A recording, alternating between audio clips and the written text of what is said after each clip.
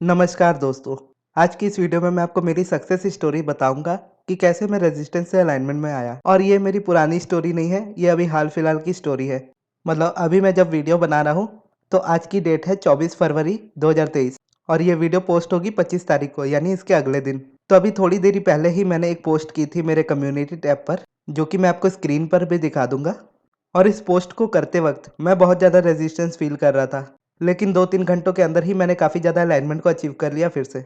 अब ये रेजिस्टेंस के पीछे की क्या बैक स्टोरी है ये मैं आपको बताता हूँ, जिससे आपको आपकी अलाइनमेंट और मैनिफेस्टेशन में हेल्प मिले।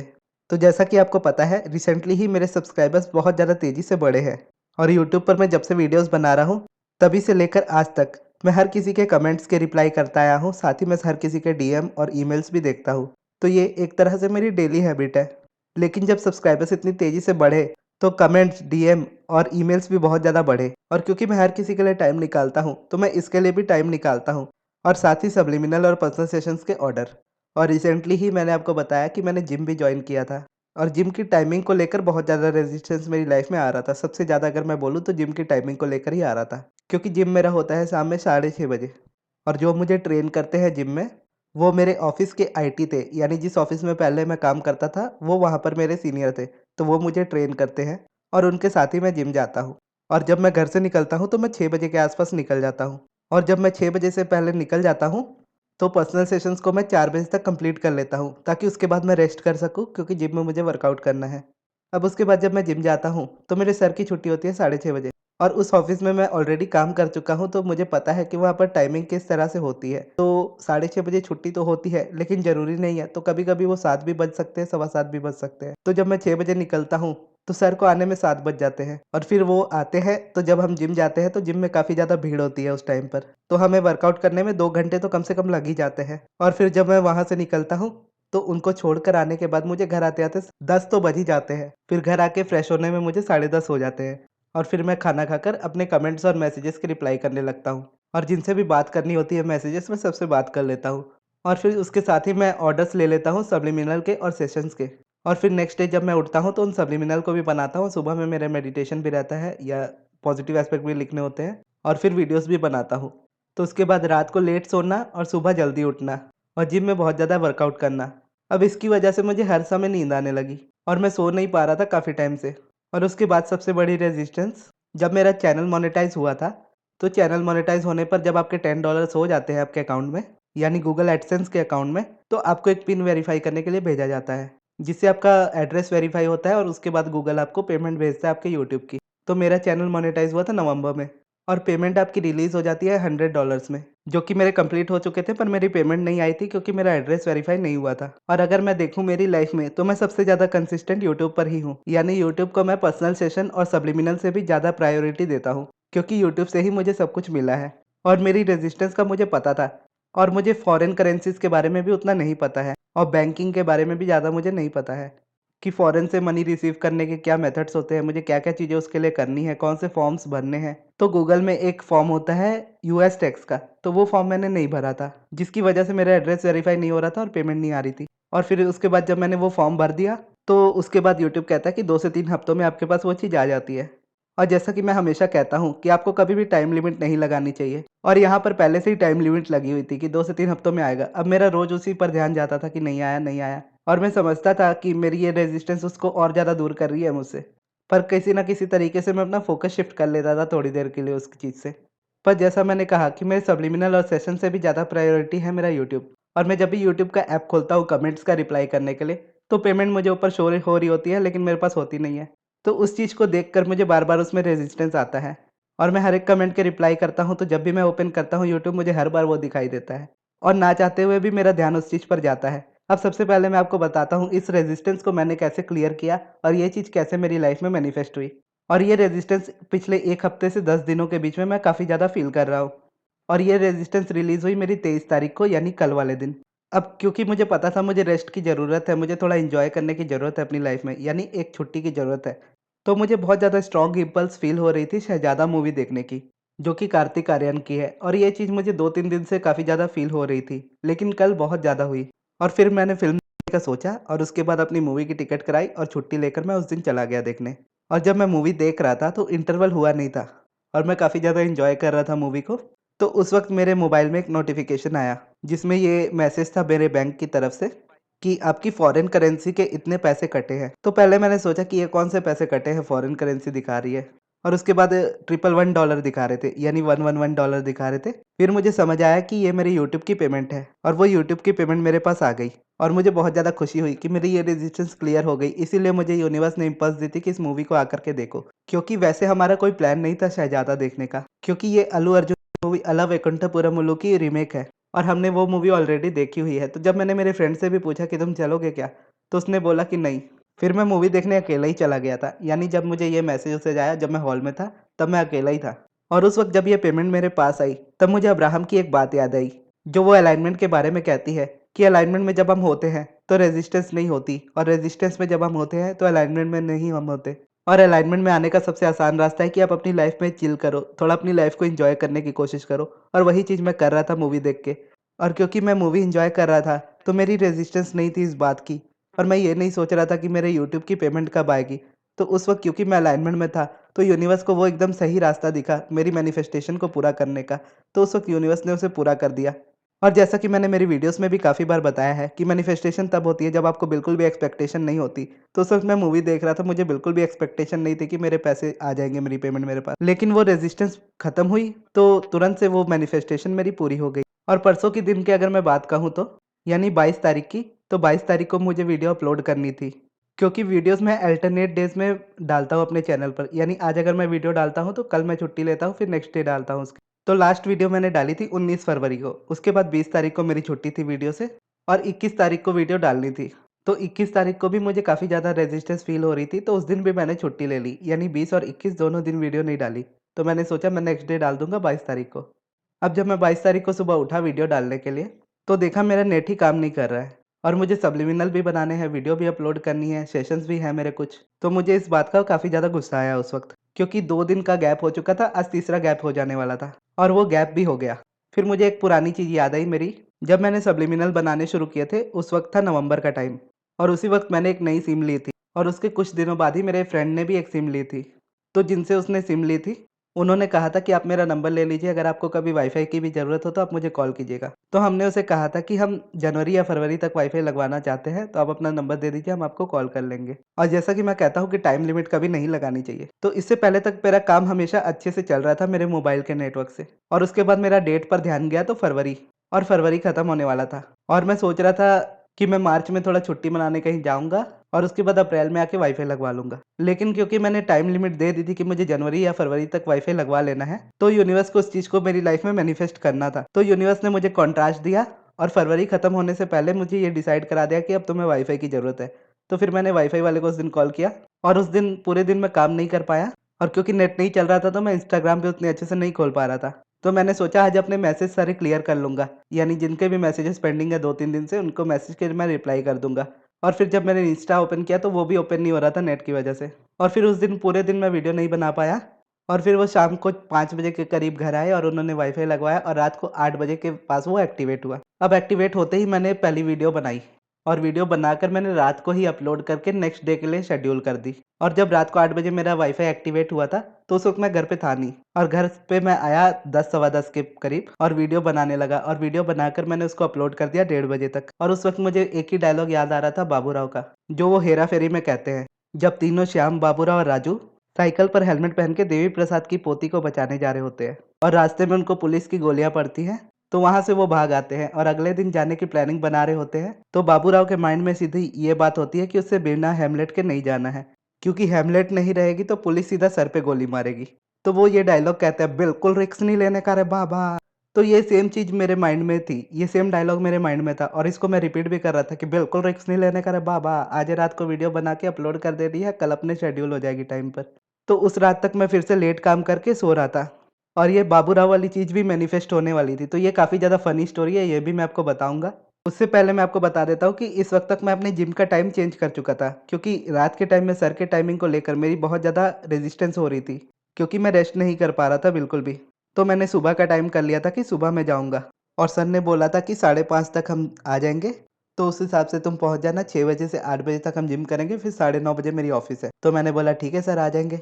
और फिर जब मैं रात को वीडियो अपलोड करके सोया 1:30 बजे, तो सुबह मुझे उठना था 5 बजे, तो मेरी नींद खुली नहीं और मुझे लेट हो गई उठने में, तो मैं उठा 6:15 बजे और जैसे उठा देखा 6:15 है, सर के 5-6 मिस कॉल है।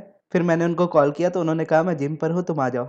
तो मैं सुबह-सुबह उठा 6:15 बजे, अपनी गाड़ी ली और भाग गया जिम के लिए और उस वक़्त मेरी आँखें बहुत ज़्यादा जल रही थी और रास्ते में मेरी सेम वो मैनिफेस्टेशन हुई जो बाबूराव वाली मैं कह रहा था, बिल्कुल रिस्क नहीं लेने का रे बाबा।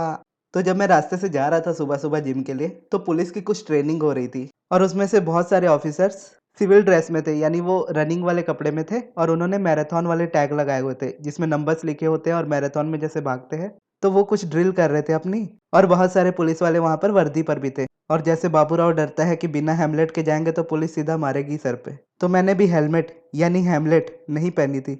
अब इतने पुलिस वालों को मैं एक साथ देख के डर गया और जो पुलिस वाले दौड़ रहे थे वो मुझे पहले पता नहीं था कि वो पुलिस ही है। लेकिन जिनको वर्दी में मैंने देखा, मैंने सोचा सुबह-सुबह चेकिंग हो रही है हेलमेट की और मेरी आँखें जल रही थी, तो मेरी आँखें पूरी खुली भी नहीं थी, यानी आधी आँखें बंद थी मेरी और उसी आँखों में मैं देख रहा था। और वो जहाँ दौड़ रहे थे वहाँ पर मैं गाड़ी लेके घुस गया।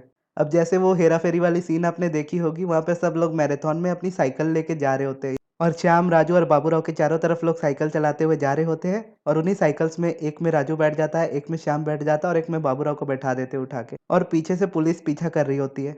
और क्योंकि मुझे नहीं पता था कि वो पुलिस वाले हैं, तो मैं उनके बीच में अपनी गाड़ी लेके घुस गया था। वैसे तो वो मेन रोड पर ही दौड़ रहे थे और गाड़ियाँ भी जा रही थी, लेकिन क्योंकि सुबह का टाइम था तो ज़्यादा गाड़ियाँ नहीं थी और सेम वही वाली सीन क्रिएट हो गई थी कि मैं बीच में बाइक चलाकर जा रहा हूँ और मेरे चारों तरफ पुलिस है और उसमें कुछ वर्दी में भी है और जो पुलिस वर्दी में थी उनके पास व्हिसल थी, यानी सीटी थी और वो सीटी बजाकर इशारा कर रहे थे मुझे रोड से हटने के लिए और इधर मेरी आँखें जल रही थी, मुझे ठीक से दिख भी नहीं रहा था कि वो इशारा क्या कर रहे हैं। क्योंकि जब वो सीटी बजा रहे होते हैं तो वो बोल नहीं सकते उस वक़्त वो इशारे ही करेंगे। तो मैं आगे बढ़ गया और उन्होंने और ज़ोर से सीटी बजाई, मैं और स्पीड करके गाड़ी भाग गया वहाँ से और फिर देखा तो पुलिस की जो टीम थी वो पीछे थी और वहीं पर पुलिस स्टेशन भी पड़ता है। तो मुझे काफ़ी ज़्यादा हँसी भी आई इस बात पर और जब मैं आगे गया तो आगे वाली एक रोड में जब मैं मुड़ा, तो वहाँ पर पुलिस की एक टीम थी, वो वर्दी में थी और उधर वो इशारा कर रही थी उस रोड में उस तरफ मुड़ जाने के लिए। तो मैं उधर भी ईज़िली मुड़ गया और फिर उसके बाद जैसे मैं थोड़ा आगे गया, उसके बाद देखा 3 पुलिस वाले साइलेंटली हल्का झुक के दौड़ते हुए आ रहे हैं धीरे-धीरे। जैसे आपने देखा होगा मूवीज़ में कि किसी चोर को जब वो पकड़ने जाते हैं या किसी विलन को पकड़ने जाते हैं और क्योंकि उनके पैरों की आवाज़ उन तक ना जाए, विलन तक ना जाए, तो वो हल्का झुककर दौड़ते हैं ताकि पैरों की आवाज़ उन तक ना पहुँचे और उन्हें पकड़ पाएँ। अब वो सामने से आए, मैं उनको देख के और ज़्यादा डर गया क्योंकि वो मेरी तरफ देख रहे थे एकदम गुस्से से। यानी अगर देखा जाए तो वो मेरी तरफ देख नहीं रहे थे, वो अपनी प्रैक्टिस कर रहे थे और वो उतना सा मोमेंट ऐसा था, ऐसा लग रहा था कि वो मुझे ही पकड़ने आ रहे हैं और आए वो 1-2 जन मेरी गाड़ी के लेफ्ट साइड से गए, 1 जन मेरी गाड़ी के राइट साइड से गए और मैंने डर के मारे गाड़ी बीच में ही रोक दी और फिर मैंने देखा वो उसी तरह भागते हुए आगे चल गए अपनी ड्रिल करते हुए और मुझे खुद पर भी बहुत ज़्यादा हँसी आई कि वो अपनी प्रैक्टिस कर रहे थे और मैं इतना ज़्यादा डर गया और फिर मैं अपने जिम भी गया और सुबह वर्कआउट किया। तो वो टाइम भी मुझे बिल्कुल भी सूटेबल नहीं लगा क्योंकि मैं सुबह उठ नहीं पा रहा था या अगर मैं उठ जाता था तो सर नहीं उठ पा रहे थे और घूम फिरा के अगर बात करूँ तो मेरी नींद फिर से खराब हो रही थी। फिर मैंने डिसाइड कर लिया, ना तो मैं सुबह में जाऊँगा जिम, ना तो मैं रात में जाऊँगा जिम। और जब भी शुरू में आप कोई नई रूटीन स्टार्ट करते हो, तो शुरू में रेजिस्टेंस बहुत ज़्यादा होता है। इतना ज़्यादा आपको प्रॉब्लम होती है कि आपको लगता है वो काम आप छोड़ दें। उसी तरह से लॉ ऑफ अट्रैक्शन में भी होता है। जब आप मैनिफेस्टेशन करना शुरू करते हो या मेडिटेशन या ग्रैटिट्यूड वर्क, तो शुरू में ऐसी-ऐसी प्रॉब्लम्स आती है, ऐसी सिचुएशंस आती है लाइफ में, जिससे आपका बिल्कुल भी मन नहीं करता उस चीज़ को करने का। अब आप बोलो सुबह-सुबह मैं पुलिस वालों को इतना देख के डर गया, तो किसका मन करेगा सुबह उठ के जिम जाने के लिए? भले ही अपनी वो ड्रिल कर रहे थे, लेकिन डर तो मैं रियल में गया था।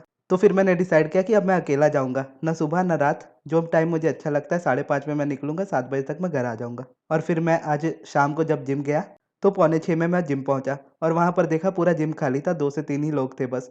तब मैंने अच्छे से सारे वर्कआउट अपने किए और वो सभी 1 घंटे के अंदर कंप्लीट हो गए और उसके बाद मैं अपने घर भी वापस आ गया। और पहले कभी मैं ऐसी नई रूटीन शुरू करता था और इस तरह की रेजिस्टेंस आती थी, तो मैं जिम छोड़ देता था या जो भी काम कर रहा होता था वो छोड़ देता था। क्योंकि मुझे अब पता है कि जब नई रूटीन शुरू होती है तो रेजिस्टेंस ज़्यादा होता है, तो उस वक़्त आपको मैनेज करना पड़ता है, उस चीज़ को छोड़ना नहीं पड़ता। क्योंकि मुझे जिम के बारे में उतनी बातें नहीं पता है, तो मेरे सर ही मुझे ट्रेन करते हैं, तो कहीं न कहीं मैं उन पर पूरी तरह से डिपेंड हो गया था और उनके बिना वर्कआउट नहीं कर पा रहा था और सोचता था उनके टाइम से चलूँगा तो ही मेरी वर्कआउट पूरी हो पाएगी, अदरवाइज़ मैं नहीं कर पाऊँगा। तो फिर मैंने ये डिसाइड कर लिया कि अब जो होगा, जैसे होगा मैं खुद से करूँगा। जितना टाइम मैंने जिम किया है, जितनी चीज़ें मुझे आई है, मैं उतनी चीज़ें कर लूँगा।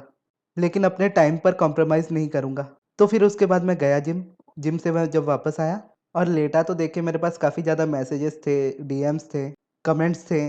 तो उसको देखकर मुझे बहुत ज़्यादा रेजिस्टेंस फ़ील होने लगी कि मैं 3-4 दिन हो गए हैं, मैंने बिल्कुल भी रिप्लाई नहीं किए किसी को। तो फिर उसके बाद मैंने वो पोस्ट कर दी और ये पोस्ट भी मैंने इसीलिए की क्योंकि कल रात को जब मैं सोया था तो 9 साढ़े 9 के करीब मैं सो गया था। लेकिन आज जब मैं सुबह उठा हूँ यानी 24 तारीख की सुबह को जब मैं उठा हूँ, तो मैं 1 बजे उठा हूँ दोपहर के, जो कि मुझे याद भी नहीं कि मैं बचपन में भी इतना कभी सोया हूँ या नहीं। या अगर मैं सुबह कोई वर्कआउट करके थका हूँ और उसके बाद सोकर 1 बजे उठा हूँ तो बात अलग है। लेकिन यहाँ पर मैं रात को 9 बजे सोया था और अगले दिन 1 बजे उठा था। तब मुझे रियलाइज़ हुआ कि मुझे नींद की सच में बहुत ज़्यादा ज़रूरत है अब। और फिर मुझे कुछ कॉल्स भी लेने थे, लेकिन फिर मैंने उनको भी नहीं लिया और जो सब्लिमिनल बनाने थे, वो सब्लिमिनल बनाए और सेंड कर दिए। और वो काम कंप्लीट करते-करते शाम के 5 तो लगभग बज ही गए थे और उसके बाद फिर मैं जिम गया, जिम से आया और आकर फिर मैंने वो पोस्ट की और पोस्ट करने के बाद मुझे काफ़ी ज़्यादा रिलैक्स फ़ील होने लगा। क्योंकि जो भी जैसी भी रेज़िस्टेंस मैं आपको बता रहा था कि मैं ऐसा फ़ील कर रहा हूँ, उसको बताते ही वो चीज़ रिलीज़ हो गई। क्योंकि होल्ड करके रखता तो वो चीज़ और ज़्यादा रेज़िस्टेंस बनती और बाद में मुझे ये चीज़ और रहता ही कि मैंने रिप्लाईज़ नहीं किए, मैंने मैसेजेस नहीं देखे। तो मैंने बता दी और उसके बाद काफ़ी ज़्यादा रिलीफ़ मैं फ़ील करने लगा और उसके बाद मैं रुका नहीं और फिर मैं उसके बाद बाहर चला गया कि थोड़ा-सा एन्जॉय करके आता हूँ, मुझे और अच्छा लगेगा। क्योंकि जैसे रेज़िस्टेंस फ़ील हो रही थी मुझे, तो उस वक़्त मुझे बहुत ज़्यादा भारीपन महसूस हो रहा था। तो जैसे वो चीज़ मैंने पोस्ट की, तो मैं बहुत ज़्यादा रिलीफ़ फ़ील करने लगा और उस रिलीफ़ को और बढ़ाने के लिए, जैसा मैं आपको हमेशा कहता हूँ कि आप इस वक़्त जैसा भी सोच रहे हो, उससे थोड़ा-सा बेहतर आपको फ़ील करना होता है, फिर उससे थोड़ा बेहतर, यही अलाइनमेंट की तरफ आपको लेकर जाता है। तो जब मैंने वो पोस्ट की, तो पोस्ट करने के बाद मुझे रिलीफ़ महसूस हुआ और उस रिलीफ़ को और ज़्यादा बढ़ाने के लिए, और ज़्यादा अलाइनमेंट में खुद को लाने के लिए, मैं चला गया बाहर घूमने। अपने फ़ेवरेट रेस्टोरेंट में जाके मैंने खाना खाया और उसी रोड से गया था जहाँ पर पुलिस की ड्रिल हो रही थी, तो फिर मुझे वो बात याद आई तो मुझे बहुत ज़्यादा हँसी आ रही थी। फिर मैं वापस अपने घर आया और उसके बाद थोड़ा रेस्ट किया, फिर मैं ये वीडियो बनाने लगा। और मुझे इतना ज़्यादा अच्छा फ़ील होने लग रहा था अभी, यानी इतनी ज़्यादा रेज़िस्टेंस के बाद इतना ज़्यादा अलाइनमेंट में आना और 2-3 घंटों के अंदर आना, मुझे इतना ज़्यादा रिलीफ़ फ़ील हो रहा था कि मुझे वीडियो बनाने की इम्पल्स आने लगी। तो फिर मैं वीडियो बनाने लग गया। अब इस वीडियो को कंप्लीट करके मैं अपलोड करके शेड्यूल कर दूँगा अगले दिन के लिए, वो अपलोड हो जाएगी खुद से। और एक सबसे इम्पोर्टेंट बात मैं आपको बताना भूल गया कि जब मैं रेस्टोरेंट से खाना खा के घर आ रहा था, तो मेरे जिम ट्रेनर ने यानी मेरे सर ने मुझे कॉल किया था, क्योंकि मैंने उनको बताया था कि मैं शाम में इस टाइम पर जिम जाऊँगा और वो सुबह के टाइम पर जा रहे थे। लेकिन सुबह में मन उनका भी नहीं लग रहा था। तो फिर मैंने उनको बताया कि हाँ, मैं गया था जिम और कल से इसी टाइम पर मैं जाऊँगा और फिर उन्होंने कहा, "हाँ, यही टाइम सही है, हम इसी टाइम पर जाएँगे।" तो एक टाइम को मैं फिर डर गया कि मैंने इतना ज़्यादा डिसाइड किया टाइम को लेकर, अब सर बोल रहे शाम को फिर जाएँगे, तो शाम को फिर मेरी रात हो जाएगी। फिर 10 बज जाएँगे, फिर मेरी नींद खराब होगी। तो फिर मैंने उन्हें कहा नहीं मैं 5:30 बजे ही जाऊँगा, 6:30 बजे मैं नहीं जाऊँगा, मुझे 10 बज जाते फिर नींद नहीं आती। तो फिर उन्होंने कहा हाँ, हम 5:30 बजे ही जाएँगे। तो फिर मैंने कहा ऑफ़िस का क्या फिर? तो उन्होंने कहा कि ऑफ़िस का टाइमिंग चेंज हो रहा है। तो मैं एकदम शॉक हो गया क्योंकि जब तक मैंने उस ऑफ़िस में काम किया है और उससे पहले से उस ऑफ़िस में मेरे फ्रेंड्स काम कर रहे हैं, तो कभी भी उस ऑफ़िस का टाइमिंग चेंज नहीं हुआ है। अगर हुआ भी है तो आधे घंटे का ही गैप होता है। यानी ऐसे सुबह साढ़े 9 बजे से शाम साढ़े 6 बजे तक का टाइम होता है। अगर टाइम चेंज भी होता है तो 9 बजे से 6 बजे तक का होता है। लेकिन सर ने कहा कि उनका टाइमिंग सुबह 7 बजे से लेके शाम 4 बजे तक है। तो ये सुनकर सोचो आप मुझे कितना ज़्यादा रिलीफ़ मिला होगा कि जब मैंने अपने माइंड से ये रेज़िस्टेंस निकाली कि सर पर मुझे डिपेंड होने की ज़रूरत नहीं है। मैं खुद भी अपनी तरीके से वर्कआउट कर सकता हूँ और वक़्त के साथ-साथ मैं वर्कआउट करना खुद से भी सीख जाऊँगा तो मैं कर लूँगा। फिर यूनिवर्स ने इस तरीके से इस चीज़ को हैंडल किया कि मुझे कुछ भी करने की ज़रूरत नहीं पड़ी, मुझे कॉम्प्रोमाइज़ भी करने की ज़रूरत नहीं पड़ी क्योंकि यूनिवर्स ने मेरी डेडिकेशन को देखा कि इतना कुछ होने के बाद भी मैंने अपने टाइमिंग को चूज़ किया कि मैं अपने टाइम पर जिम जाऊँगा, लेकिन जिम करना नहीं छोड़ा और फिर यूनिवर्स ने अपना कमाल दिखाया। मुझे ऐसा फ़ील हो रहा था उस वक़्त कि यूनिवर्स मेरा टेस्ट ले रहा था और उस टेस्ट को मैं पास कर गया और यूनिवर्स ने कहा कि तुम इस टेस्ट में पास हो इसलिए अब तुम्हें कॉम्प्रोमाइज़ नहीं करना पड़ेगा। तुम्हारी सिचुएशन को ही टोटली चेंज कर देता हूँ। तुम अपने चूज़ किए हुए टाइम पर ही यानी 5:30 बजे ही जिम जाओगे। मैंने उसके ऑफ़िस की ही टाइमिंग चेंज कर दी कि वो पहले अवेलेबल होगा तुम्हारे लिए। और इससे क्या हो रहा है कि सर सुबह उठ सकते थे जिम जाने के लिए, तो वो सुबह उठकर अपनी जिम नहीं अपनी ऑफ़िस जाएँगे और ऑफ़िस कंप्लीट करने के बाद वो जिम पर आएँगे और मुझे ट्रेनिंग भी देंगे और खुद भी ट्रेन होंगे। तो इसीलिए ये चीज़ मैं कल तक भूल ना जाऊँ, इस एक्सपीरियंस को हो सकता है मैं अगले दिन बनाऊँ तो उतने अच्छे से ना बता पाऊँ, इसलिए मैं इसी वक़्त इसे बना रहा हूँ। हाँ, वैसे रेस्ट की मुझे अभी भी काफ़ी ज़्यादा ज़रूरत है, इसीलिए मैं मैसेजेस के रिप्लाई भी करूँगा, लेकिन धीरे-धीरे करके करूँगा और ऑर्डर्स भी लूँगा लेकिन एक बार में ऑर्डर्स नहीं लूँगा, ताकि मैं अलाइनमेंट में भी रहूँ, अपना काम भी कर पाऊँ और अपनी लाइफ़ को भी एन्जॉय कर पाऊँ। और सोच रहा हूँ कि कुछ दिनों तक पर्सनल सेशन मैं ना लूँ और अगर सब्लिमिनल बनवाने हो तो आप मुझे मैसेज ड्रॉप कर सकते हो। जब भी मैं फ्री होके उसको देखूँगा तो मैं आपका ऑर्डर ले लूँगा और आपका डिज़ायर्ड सब्लिमिनल आपको दे दूँगा। और मेरे साथ हर बार यही होता है जब भी मैं कोई नई रूटीन शुरू करता हूँ और जब कॉन्ट्रास्ट आता है और उस कॉन्ट्रास्ट में से मैं जैसे बाहर निकलता हूँ मैनिफेस्टेशन के साथ, तो उसको शेयर करने में बहुत ज़्यादा मज़ा आता है। यानी उसमें टीचिंग्स भी होती है और कुछ ऐसी-ऐसी फ़नी-फ़नी चीज़ें होती हैं कि उसके बारे सोचकर ही बहुत ज़्यादा हँसी आने लगती है। और मेरी हर एक कॉन्ट्रास्ट से यानी हर एक रेज़िस्टेंस से एक वीडियो भी मैनिफेस्ट ज़रूर होती है, जो आपके लिए मैं बना देता हूँ। जिससे मेरा एक्सपीरियंस भी शेयर हो जाता है और मेरे एक्सपीरियंस के थ्रू आप ईज़िली उस चीज़ को सीख सकते हो। क्योंकि अगर देखा जाए तो मैं पर्सनली बहुत ज़्यादा चीज़ें नहीं करता अलाइनमेंट में खुद को रखने के लिए। मेरा मेडिटेशन कंपल्सरी होता है, पॉजिटिव एस्पेक्ट्स कंपल्सरी होते हैं। उससे भी ज़्यादा मेडिटेशन ही कंपल्सरी होता है। बाकी मेरा काम ही ऐसा है कि मैं दिन में कितने लोगों को थैंक यू कहता हूँ। लॉ ऑफ अट्रैक्शन पर ही वीडियोज़ बनाता हूँ और दूसरों के लिए भी सब्लिमिनल बनाता हूँ, तो उसमें पॉजिटिव अफ़र्मेशंस ही बोल रहा होता हूँ। और बाकी के टाइम अपनी लाइफ़ को पूरी तरह से एन्जॉय करने की कोशिश करता हूँ। और काफ़ी लोगों को ये कन्फ्यूज़न भी होती है कि अलाइनमेंट एक ऐसी स्टेट है, जहाँ पर एक डेस्टिनेशन की तरह हम उसे समझ लेते हैं। लेकिन अलाइनमेंट डेस्टिनेशन नहीं, एक जर्नी की तरह है। यानी जब हमारी लाइफ़ होती है, तो लाइफ़ में अप डाउन्स होते ही हैं। जब रेज़िस्टेंस होती है, तो रेज़िस्टेंस में खाली डाउन होता है और अलाइनमेंट होती है, तो अलाइनमेंट में हम हाई होते हैं और उसके बाद थोड़ा लो होते हैं, वो कॉन्ट्रास्ट होता है और उस कॉन्ट्रास्ट में से आपकी नई डिज़ायर निकलती है और जब आप उस कॉन्ट्रास्ट से यानी उस रेज़िस्टेंस से बाहर आते हो, तो आप नेचुरली अलाइनमेंट में होते हो और अलाइनमेंट में आते ही आपकी मैनिफेस्टेशन होने लगती है। यानी अगर मेरी सिचुएशन में दिखाऊँ, तो जब मुझे नींद नहीं आ रही थी, तो मैंने बहुत ज़्यादा डिज़ायर की कि मुझे नींद आए और थोड़ी अलाइनमेंट अचीव हुई, तो मैं रात को 9 बजे सोया, सुबह 1 बजे उठा, इतना ज़्यादा सोया। टाइमिंग को लेकर रेज़िस्टेंस आ रही थी, तो मैंने सोचा कि ठीक है, ना मैं रात को जाऊँगा, ना मैं सुबह को जाऊँगा। मैं अपना टाइम चूज़ करूँगा, उसी टाइम में मैं वर्कआउट करूँगा और उसी वक़्त मुझे ज़्यादा अच्छा लगता है। और जब मैं उस टाइम पर गया, तो सर की ऑफ़िस की टाइमिंग चेंज हो गई। मुझे टाइमिंग चेंज नहीं करनी पड़ी। यूनिवर्स ने मुझे उसी टाइम पर जिम भेजना शुरू कर दिया, जिस टाइम पर मैं चाहता हूँ। और ट्रेनर को भी खुद अवेलेबल कर दिया और ऐसे अवेलेबल किया कि उसकी लाइफ़ में भी प्रॉब्लम ना हो, मेरी लाइफ़ में भी प्रॉब्लम ना हो। दोनों अच्छे से वर्कआउट कर पाएँ। और शहज़ादा दिखाने की इतनी ज़्यादा इम्पल्स मुझे दी कि जब मैं वो मूवी देख रहा था, तो उस वक़्त मैं अपने फ़ोन को बिल्कुल भी नहीं देख रहा था। यानी अगर मैं फ़ोन ओपन भी कर रहा था, तो टाइम देखने के लिए ओपन कर रहा था। और क्योंकि जैसा आपको मैंने बताया कि मेरे नेटवर्क इश्यूज़ चल रहे थे, तो मैं डेटा खोलकर करता भी क्या, क्योंकि कुछ ओपन ही नहीं हो रहा था। और क्योंकि ओपन नहीं हो रहा था, तो मैं यूट्यूब स्टूडियो नहीं खोल रहा था। क्योंकि ऐसे में नॉर्मली यूट्यूब स्टूडियो खोलकर कमेंट्स देखता हूँ और उसी में मुझे मेरी पेमेंट का भी हमेशा दिखता है, जो कि ऐप में शो होती है, लेकिन मेरे पास आई नहीं होती और उसको देखकर मुझे रेजिस्टेंस आता है। तो यूनिवर्स ने नेटवर्क ही बंद कर दिया मेरा। मैंने उस चीज़ को ओपन ही नहीं किया, ना मैंने ओपन किया, ना मुझे वो अमाउंट दिखा, ना ही मैंने रेजिस्टेंस क्रिएट की। ध्यान पूरा मूवी पर था और नोटिफ़िकेशन भी आया तो वो मैसेज में आया और उसमें भी आया $111.24 इतने ही कुछ अमाउंट थे और इस तरह से मेरी मैनिफेस्टेशन कंप्लीट हुई, मुझे मेरी पेमेंट भी मिल गई। और 111 को कहते हैं न्यू बिगिनिंग यानी एक नई शुरुआत। तो देखा जाए तो यूट्यूब की मेरी पहली पेमेंट है, तो वो एक नई शुरुआत ही है। वैसे तो मैं एंजल नंबर्स की बहुत ज़्यादा मीनिंग को नहीं खोजता। जब भी मुझे एंजल नंबर दिखते हैं, तो मैं बस स्माइल करता हूँ या फिर अपनी कोई फ़ेवरेट अफ़र्मेशन को रिपीट करता हूँ। जैसे एक अफ़र्मेशन मैं यूज़ करता हूँ, मैं यूनिवर्स की मदद से जो चाहे पा सकता हूँ, कर सकता हूँ, बन सकता हूँ। तो इसीलिए अगर आपको भी बहुत ज़्यादा एंजल नंबर्स दिखते हैं, तो हर एक की मीनिंग को ज़्यादा मत खोजिए क्योंकि जितना आप खोजने जाएँगे उतना ज़्यादा आप कन्फ्यूज़ हो जाएँगे। इससे बेहतर है कि आप उस चीज़ को एन्जॉय करें। आपको एंजल नंबर्स दिखते हैं, उस वक़्त अपने आप को रिमाइंड कराएँ कि आपको अफ़र्मेशन बोलनी है, ताकि आपका माइंड उस चीज़ को रिपीट करे और रेपिटेशन के थ्रू आपका सबकॉन्शियस माइंड चेंज हो, यानी रिप्रोग्राम हो। तो ये थी दोस्तों हमारी आज की वीडियो। आपको ये वीडियो कैसी लगी और मेरी रेजिस्टेंस से अलाइनमेंट में आने की स्टोरी कैसी लगी? कमेंट बॉक्स में ज़रूर बताइएगा और इस वीडियो को यहाँ तक देखने के लिए बहुत-बहुत धन्यवाद।